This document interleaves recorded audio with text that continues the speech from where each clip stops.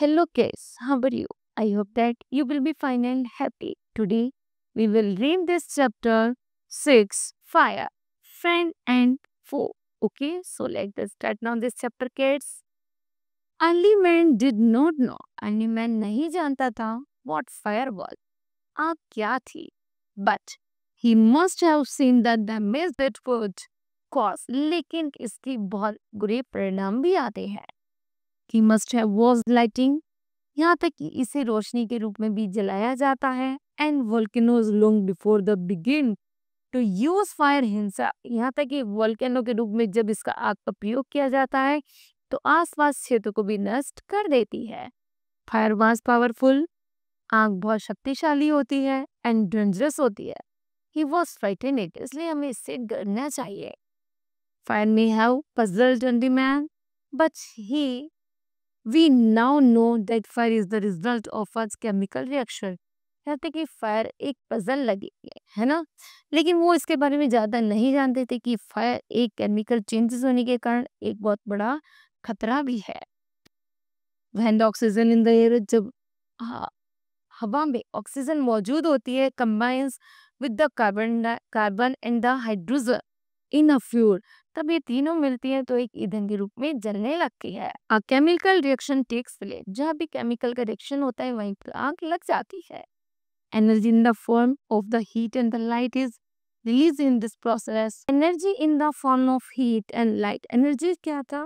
वो heat और light है.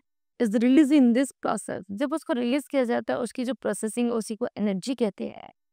This is why when you blow on a small drop paper, यदि तुम एक छोटे से पेपर को जलाते हो, it often burst into the flame, वह बहुत जल्दी से जल करके एक राख बन जाता है.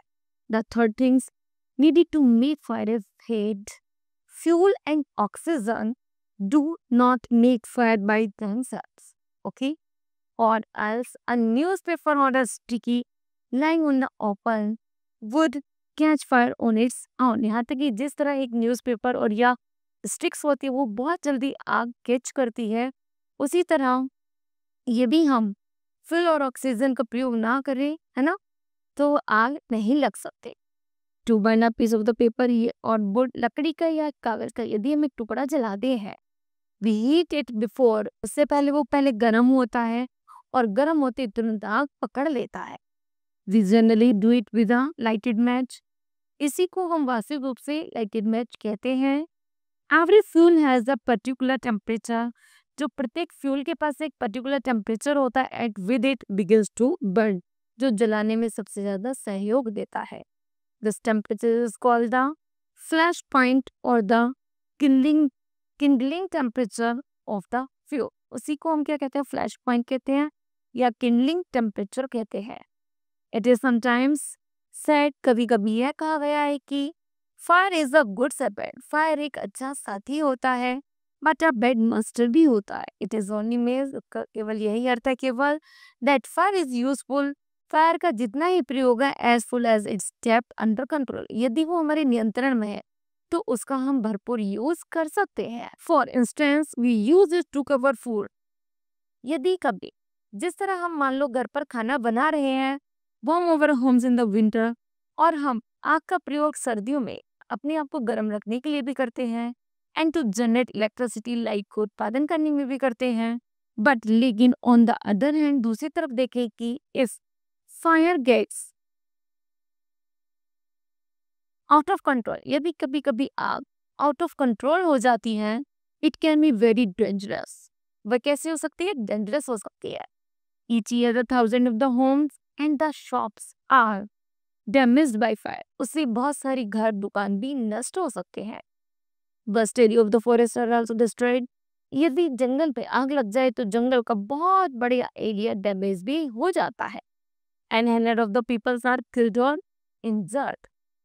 Just as three things are needed to start a fire, there are three main ways in which a fire can be put out.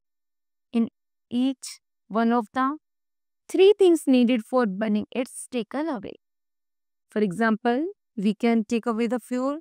यदि कभी हमें ईंधन लेना होता है, if the fire has no fuel to feed on, तो हमें क्या करना था, यदि हमारे पास फायर ना हो तो हम ईंधन का प्रयोग कैसे करेंगे? नो बर्न नाउ में इसे जला सकते हैं, we often later fire die out simply but not adding more fuel to it.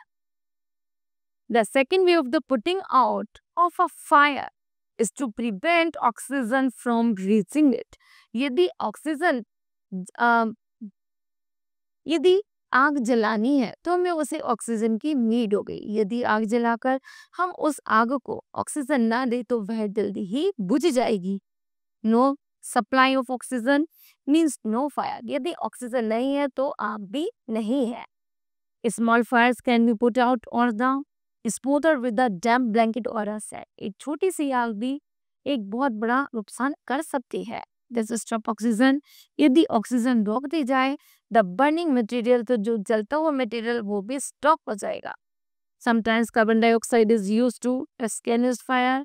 कभी कभी आग बुझाने के लिए कार्बन डाइऑक्साइड का यूज किया जाता है। It does not allow oxygen to reach the burning material. यहाँ तक कि वह ऑक्सीजन अपने पास नहीं आने, बर्निंग मटेरियल के पास नहीं आने देती, कार्बन डाइऑक्साइड छोड़ते हैं, जिससे कि क्या होता है कि आग जल नहीं पाती। The third way of the putting out, तीसरा कारण है आग को बुझाने का, रिमूव द हीटिंग, गर्म को दूर रखना। If the temperature can be brought down the below the flash point, यदि कभी फ्लैश पॉइंट से वह बहुत ज़्यादा गर्म हो गया temperature and the fuel stop burning, तो हमें जल्दी से बर्नर को बंद कर लेना चाहिए। You blow on the burning matchsticks or a candle, जब किसी मैचस्टिक या कैंडल से उसे जलाते हैं, doing so you remove the hot air around the flame bringing down its temperature. तो उसकी जो फ्लेम है उसको बिल्कुल लो पर रखना चाहिए। Blow the flash point and the candle goes out, जिससे केवल कैंडल जा सके और ज़्यादा आग दूर तक ना फैले। समटाइम्स कभी कभी water is spared on a fire, कभी कभी आग पर कभी हम क्या करते हैं, पानी फेंक देते हैं। It absorb heat from the burning fuel and lower the temperature. The blanket of the water also cuts of the supply of oxygen. ये भी आग लग रही है ज़्यादा तो हमें क्या करना चाहिए, तो उसकी गैस आग की सप्लाई को रोकने के लिए हमें क्या करना चाहिए, गीला वार्म ब्लैंकेट लेना चाहिए और उस पर घेर देना चाहिए, जिससे कि ऑक्सीजन उस तक ना पहुंचे। जब ऑक्सीजन नहीं पहुंचेगी तो आग नहीं लगेगी। And the fire is extinguished, और जिससे आग लगने से बचा जा सकता है। Some fires cannot be put out with water, यहाँ तक कि हमें कभी कभी कुछ ऐसी आग होती है जिन पर हमें पानी नहीं डालना चाहिए, बल्कि if the water is spread into in the oil fire, कभी कभी जो पानी होता है वो एक ऑयल की तरह काम करता है। The oil will float to the top of the water, यहाँ तक कि जो ऑयल होता है वो पानी पर तैर जाता है एंड कंटिन्यू टू बर्न, और लगातार जलता रहता है। मतलब कभी किसी तेल में आग लग गई है तेल के कारण, तो उसमें पानी नहीं डालना चाहिए, क्योंकि जहाँ जब पानी बहेगा वहाँ तेल बहता रहेगा और आग बढ़ती रहेगी। This can be very dangerous because water can flow quickly carrying the burning oil with it and spreading the fire। तो यदि कभी तेल के कारण आग लग रही है तो वह जैसे बढ़ रही है, तो हमें क्या करना चाहिए, water should also not be use on the fire caused by electric appliance. तो सबसे पहले जो हमारी इलेक्ट्रिक वायर्स है उनको अप्लायंस उनको बंद कर देना चाहिए। The person swing spring water might receive an electric shocks, और यहाँ तक कि उसे पानी की सहायता से, है ना, electric shocks and be killed. यदि